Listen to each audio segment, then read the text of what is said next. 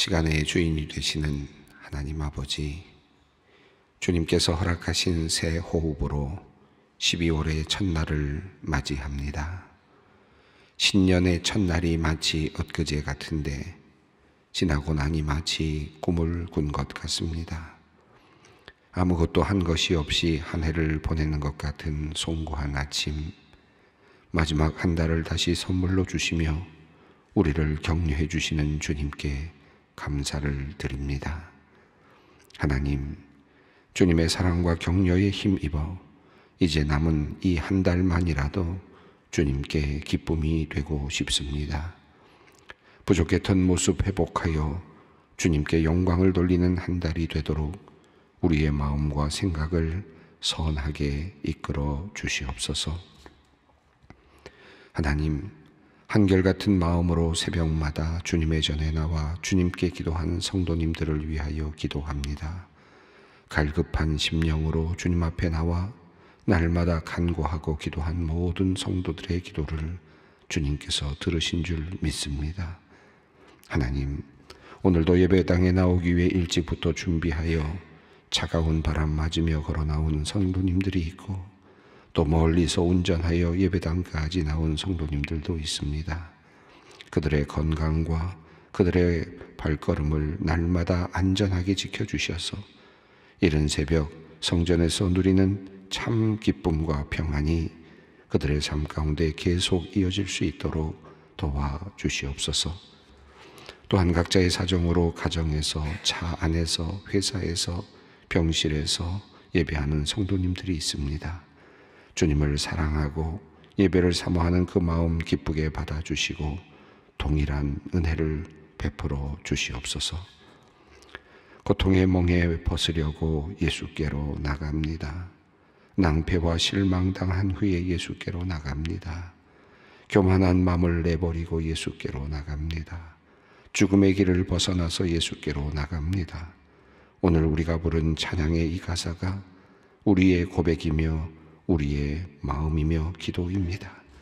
병든 내 몸이 튼튼하여지기를, 빈궁한 삶이 부해지기를, 모든 죄악 벗어버리기를, 실망한 마음이 힘을 얻기를, 이 생의 풍파가 잔잔해지기를, 하늘의 기쁨 맛보기를 바라오니 주님 우리의 기도를 들어주시옵소서.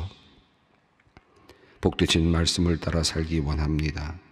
오늘도 그 영원한 집을 바라보며 살아가는 복된 날이 되게 하시고 그 영광의 주님을 만날 그날을 기다리며 살아가는 영원과 잇대어진 날이 되게 하여 주시옵소서. 하나님, 이 시간 작던 크던 자신의 기업을 운영하며 우리나라의 경제를 지켜내고 있는 소망의 기업인들을 위해 기도합니다.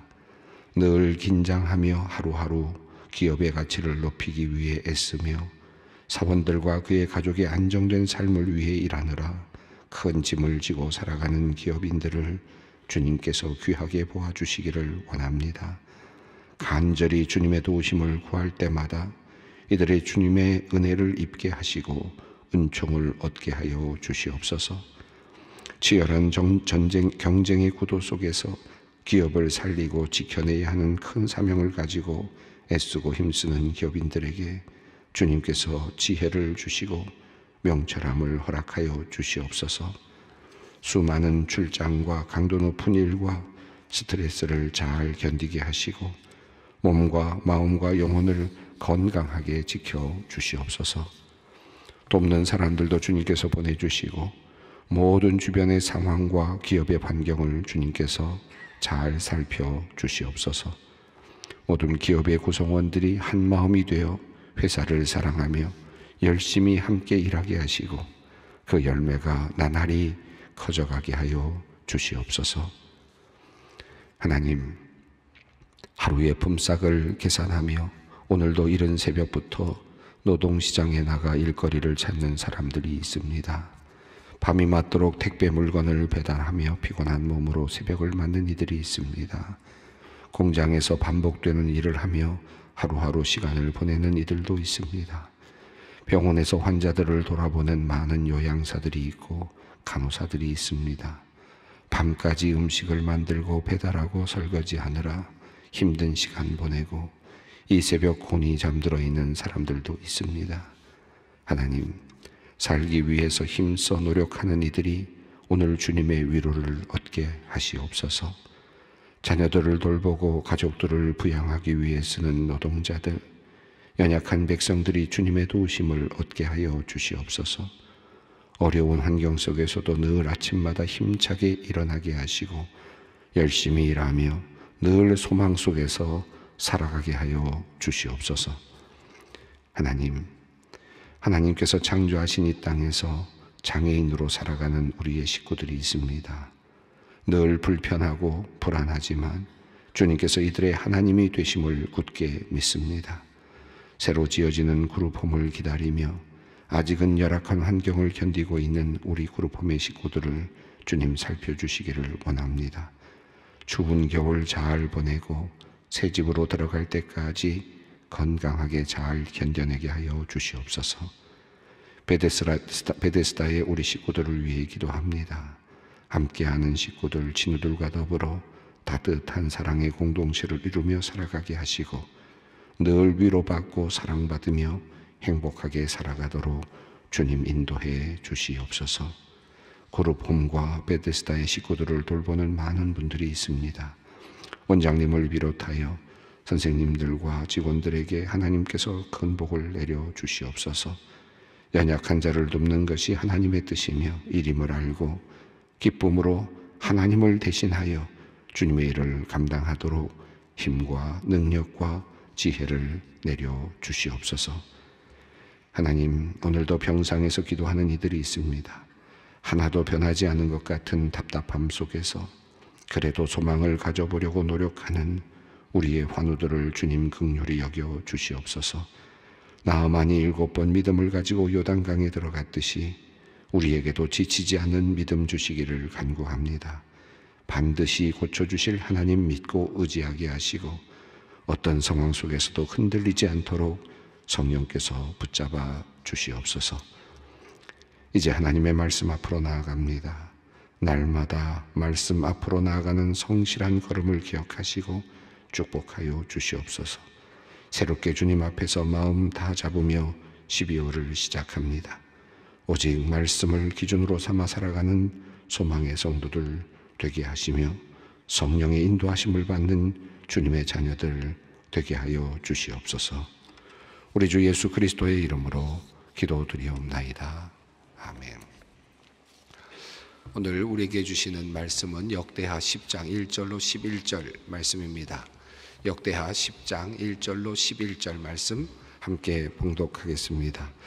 르호보암이 세겜으로 갔으니 이는 온 이스라엘이 그를 왕으로 삼고자 하여 세겜에 이르렀음이더라.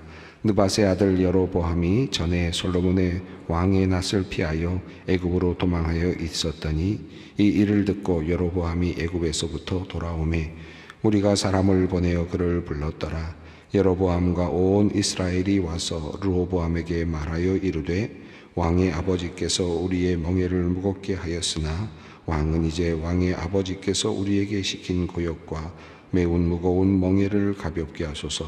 그리하시면 우리가 왕을 섬기겠나이다. 르호보암이 그들에게 대답하되 3일 후에 다시 내게 오라 하매 백성이 가니라. 르호보암 왕이 그들의 아버지 솔로몬의 생전에 그 앞에 모셨던 원로들과 의논하여 이르되 너희는 이 백성에게 어떻게 대답하도록 권고하겠느냐 하니 그들이 대답하여 이르되 왕이 만일 이 백성을 후대하여 기쁘게 하고 선한 말을 하시면 그들이 영원히 왕의 종이 되리이다 하나 왕은 원로들이 가르치는 것을 버리고 그 앞에 모시고 있는 자기와 함께 자라난 젊은 신하들과 의논하여 이르되 너희는 이 백성에게 어떻게 대답하도록 권고하겠느냐.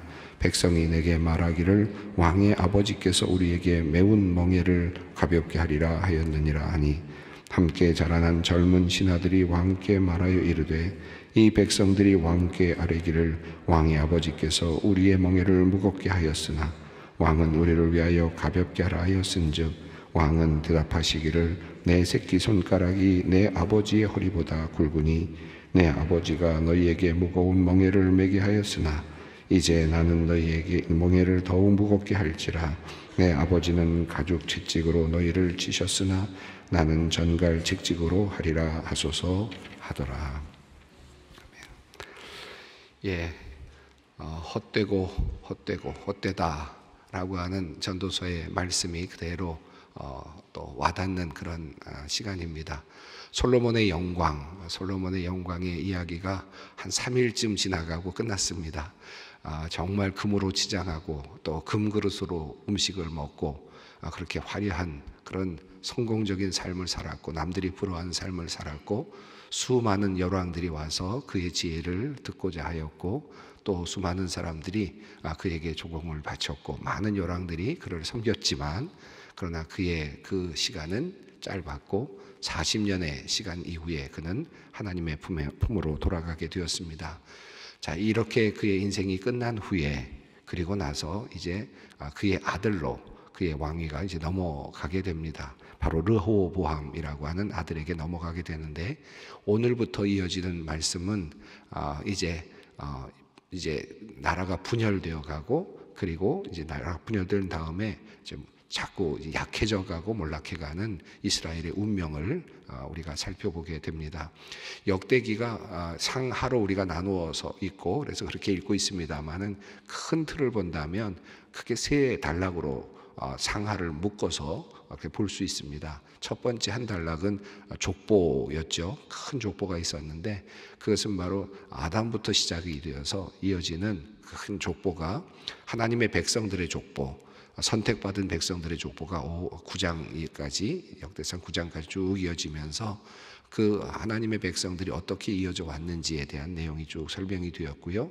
그리고 나서는 왕의 이야기가 두 번째 단락에서 시작이 되었는데, 사울에 대한 이야기가 잠깐 나오듯 하다가 다윗 중심으로 이야기가 시작이 되었고, 솔로몬에까지 이르게 됐습니다. 이것이 두 번째 단락입니다.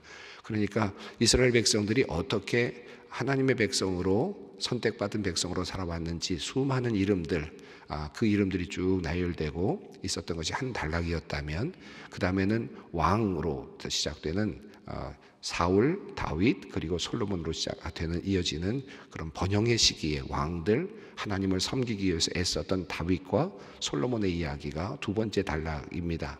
세 번째 단락이 바로 오늘 본문부터 이어지는 단락인데, 마지막까지 이어지는 큰 단락은 이제 나라가 나누어지고 분열되고, 물론 이 이야기는 유다 중심, 남유다 중심으로 이야기가 전개되겠습니다만은, 그러나 어쨌든 둘이 나누어진 후에 이제 참 힘들게 살아가고 결국은 이제 포로로 잡혀가게 되는 안타까운 역사 이야기를 다루고 있습니다.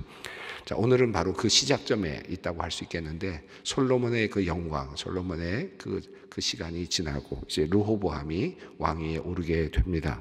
그런데 10장은 흥미롭기도 하고 조금 의아한 그런 내용을 담고 있는데요. 1절을 보면 그렇습니다. 함께 읽어보겠습니다. 르호보암이 세겜으로 갔으니 이는 온 이스라엘이 그를 왕으로 삼고자 하여 세겜에 이르렀음이더라. 이 세겜이라고 하는 땅은 아브라함도 제단을 쌓았던 땅이기도 하고, 또 야곱도 제단을 쌓았던 땅이기도 하니까 성지임에는 분명합니다. 나중에 북이스라엘이 그것을 이제 수도로 삼고, 그것에서부터 이제 그 정치 활동을 시작하게 되지만, 이 세겜이라고 하는 지역은 그런데 예루살렘의 관점에서 보면 북쪽으로 상당히 멀리 떨어져 있는 북쪽 지역입니다. 그리심산, 에발산, 아마 그 지역이라고 생각이 드는데, 이 세겜 지역은 그러니까 예루살렘 성에서 본다면 한 100km쯤 북쪽으로 올라가 있는 그런 지역이라고 할 수 있겠습니다. 물론 여호수아와 함께 이스라엘 백성들이 그곳에서 언약을 맺었던 특별한 장소이기도 하고, 또 여호수아가 묻혀 있는 그런 장소이기도 하지만, 그러나 이미 세겜은 예루살렘과 비교한다면 이미 다른 지역이라고 할 수 있겠고, 이미 다윗, 솔로몬 시대에 예루살렘을 중심으로 해서 이미 수도가 정해졌고, 또 그곳에 성전이 세워졌고, 그곳에서 예배를 드렸고, 또 그곳에서 통치가 이루어졌습니다. 그러니까 세겜이라는 지역은 그런 면에서 보면 성지이기는 하지만, 그러나 사실 상당히 멀리 떨어져 있는 곳이었다고 할 수 있겠습니다. 자, 그런데 1절을 보면 르호보암이 세겜으로 갔다, 이렇게 되어 있습니다. 그런데 그 세겜으로 간 이유가 뭐냐 하면 온 이스라엘이 그를 왕으로 삼고자 하여 세겜에 이르렀습니다. 이렇게 되어 있습니다. 사울이 죽은 다음에 다윗이 이제 왕권을 얻게 될 때 사람들이 헤브론으로 찾아와서 헤브론에서 이스라엘 백성들이 다윗을 추대하는 내용이 나오죠. 또 다윗이 죽은 다음에 솔로몬이 왕으로 추대될 때에는 다윗이 있을 때, 다윗이 죽은 후가 아니라 다윗이 있을 때 솔로몬이 세워지지 않습니까? 그런데 그때 예루살렘에서 왕권이 이제 이스라엘 백성들이 모여서 이제 솔로몬을 왕으로 추대하고 또 왕권을 받게 되죠. 그러니까 헤브론에서 그런 일이 있었고, 그리고 그 다음에는 예루살렘에서 이제 솔로몬이 왕권을 받게 되고 이스라엘 백성들이 그리로 몰려왔는데, 그런데 르호보암의 경우는 그가 왕권을 얻기 위해서 세겜으로 갔다, 이렇게 되어 있습니다. 그러니까 북이스라엘, 그러니까 북쪽 지역의 어떤 그 힘이 굉장히 강해져 있었다라고도 볼 수 있을 것 같고, 또 어쩌면 이미 그곳에 약간의 어떤 조짐이 보이지 않았을까, 반역의 조짐이라 그럴까요? 그런 조짐이 보이지 않았을까 하는 그런 생각도 해보게 됩니다. 어쨌든 왜 그가 세겜으로 갔을까? 세겜으로 간 것이 그의 어떤 인생에 있어서 또 그 나라가 이스라엘이라고 하는 한 덩어리의 나라, 12지파로 구성되어 있는 이 나라가 분열되는 단초가 되지 않았을까 하는 생각이 듭니다. 예루살렘으로 오게 하고 또 예루살렘에서 이제 성전 예배를 드리고 그리고 왕권을 받고 하는 과정이 있었어야 될 텐데 왜 그가 세겜으로 올라가야만 됐을까? 이거 풀 수 없는 의문이기도 합니다. 또 한 가지는 그가 온 이스라엘이 왕으로 삼고자 하여 세겜에 이르렀다, 이렇게 되어 있는데 왜 그는 먼저 예배자가 되지 않았을까 하는 그런 생각을 또 해보게 됩니다. 이제 솔로몬이 죽은 후에 르호보암은 하나님께 먼저 나가야 되지 않았을까 생각이 드는데 오늘 본문 속에는 하나님 앞으로 나아가는 장면이 없습니다. 생략되어 있습니다. 물론 성전에 나가서 예배를 드리지 않았을까 추측은 되지만 성경의 이야기의 흐름 속으로 보면 그가 솔로몬이 죽은 후에 하나님께 예배하였다, 성전으로 올라가서 주님께 예배하고 그리고 주님을 섬김으로써 그의 삶을 시작했다, 이런 기록이 없고 세겜으로 올라갔다, 정치적인 문제를 해결하기 위해서 그가 정치적인 어떤 하나의 행동을 했다라고 밖에는 생각이 되지 않습니다. 자, 그래서 이것이부터 이제 여기서부터 하나의 단초가 생겨나는 것을 보게 됩니다. 솔로몬도 그랬고 다윗도 그랬는데 다윗은 제일 먼저 왕으로 오른 다음에 제일 먼저 하나님의 법궤를 가져오려고 했고 하나님을 섬기는 일을 하려고 했고, 솔로몬 역시 그가 왕위에 오른 다음에 또 역시 성전을 지으려고 하는 일을 이제 우선적으로 하게 되었는데, 또 하나님께 드리는 예배자로 서게 되었다면 르호보암의 경우는 그런 내용이 사실은 없어 보입니다. 자, 그는 지금 세겜으로 올라가서 당면한 정치적 과제라고 할 수 있을 것 같은데요. 나름 지금 문제가 되고 있는 어떤 문제를 해결하려고 올라가고 있는 것 같습니다. 자, 그곳에 올라가서 이스라엘 백성들을 설득해야 하는 그런 상황이 되지 않았을까 생각을 합니다. 자, 르호보암은 세겜으로 올라갑니다. 자, 그런데 이렇게 올라가게 된 이유일 수도 있겠습니다.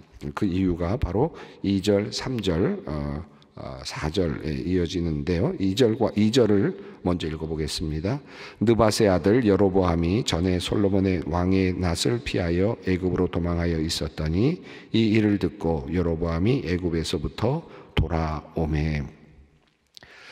이 일을 들었다라는 것은 어떤 의미일까? 솔로몬이 죽었다라고 하는 이야기를 들었다는 것인지 아니면 르호보암이 세겜으로 올라가고 있는 이야기를 들었다는 것인지 정확하지는 않은데 어쨌든 그 둘 다 연관이 되어 있다고 할 수 있겠습니다. 느밧의 아들 여로보암, 어제 제가 말씀을 드렸습니다마는 열왕기상 11장에 나오는 내용이죠.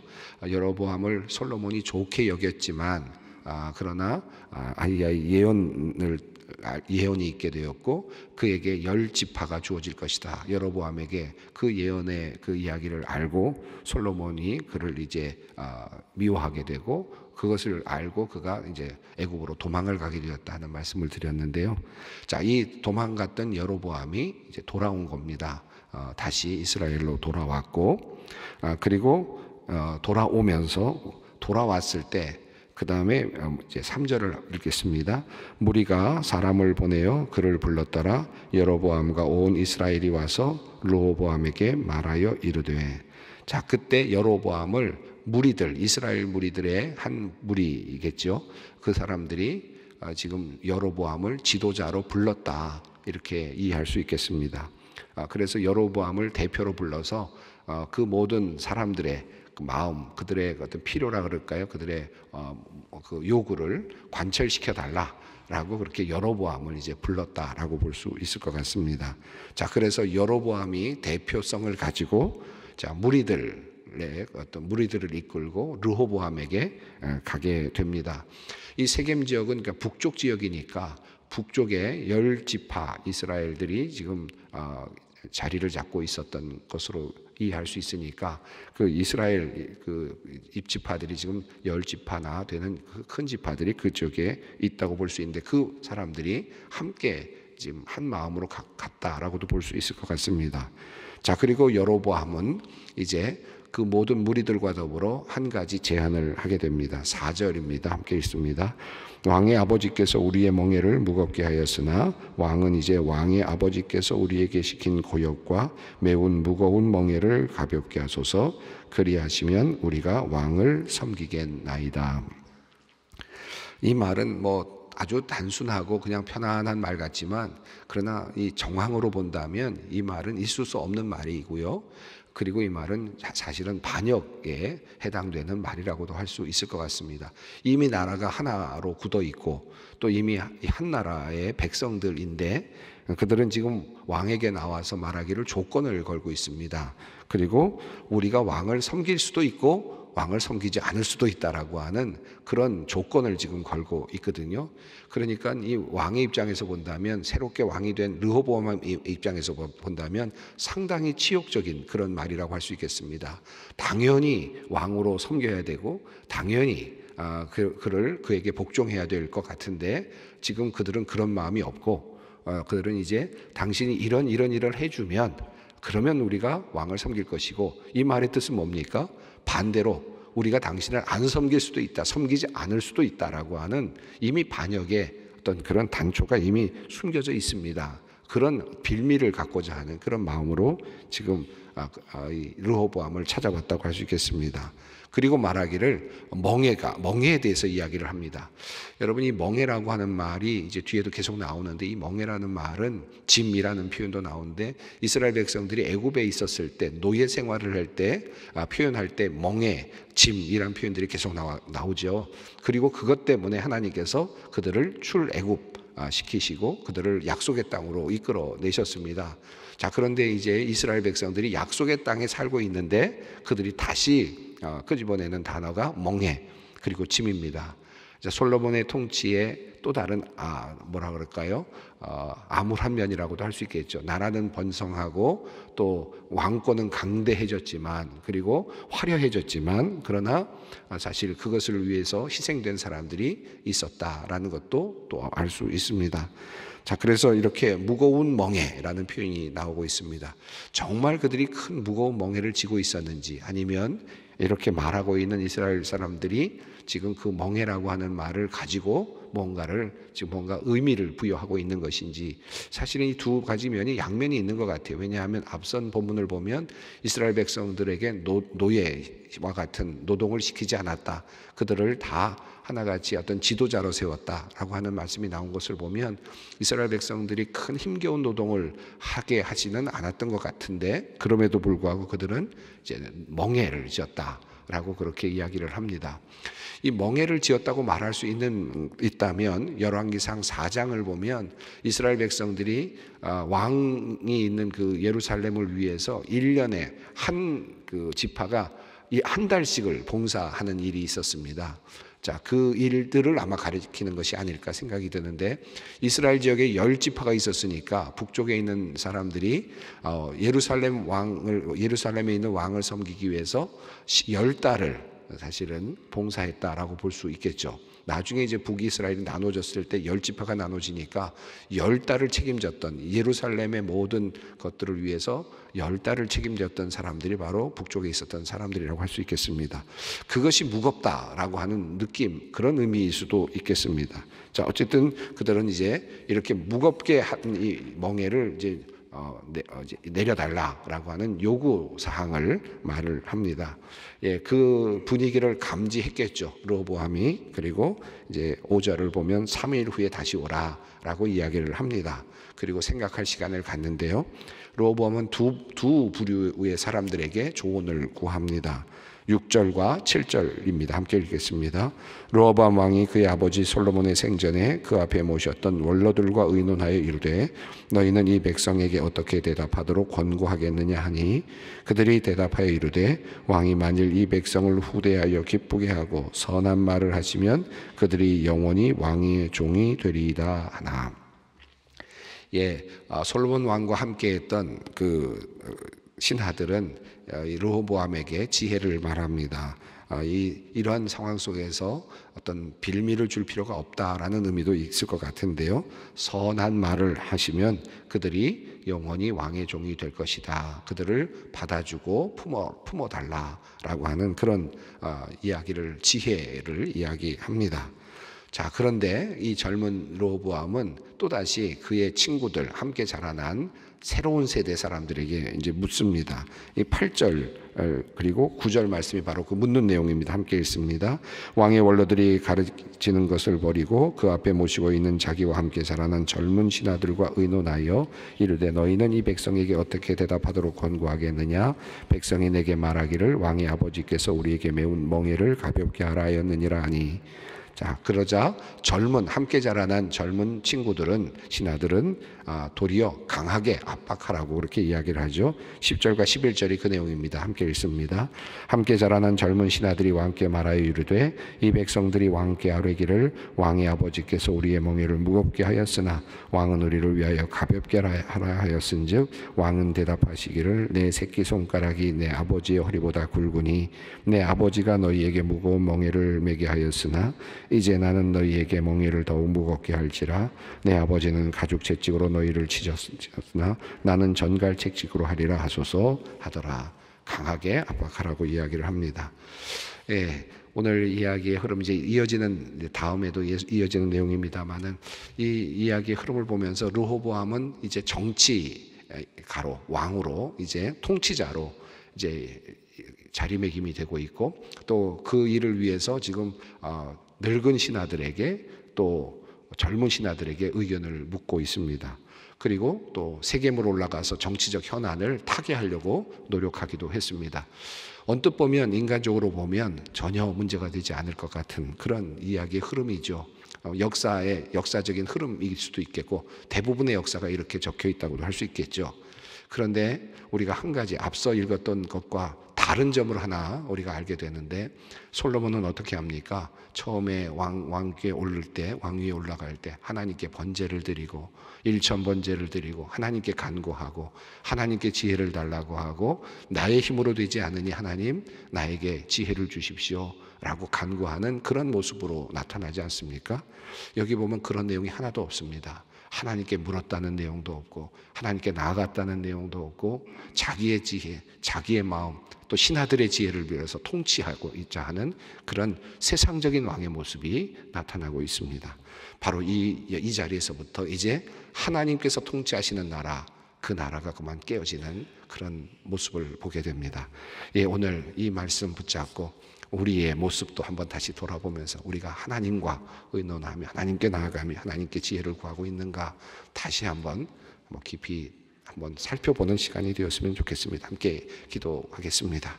하늘에 계신 우리 아버지, 아버지의 이름을 거룩하게 하시며 아버지의 나라가 오게 하시며 아버지의 뜻이 하늘에서와 같이 땅에서도 이루어지게 하소서. 오늘 우리에게 일용할 양식을 주시고 우리가 우리에게 잘못한 사람을 용서하여 준 것 같이 우리 죄를 용서하여 주시고 우리를 시험에 빠지지 않게 하시고 악에서 구하소서. 나라와 권능과 영광이 영원히 아버지의 것입니다. 아멘.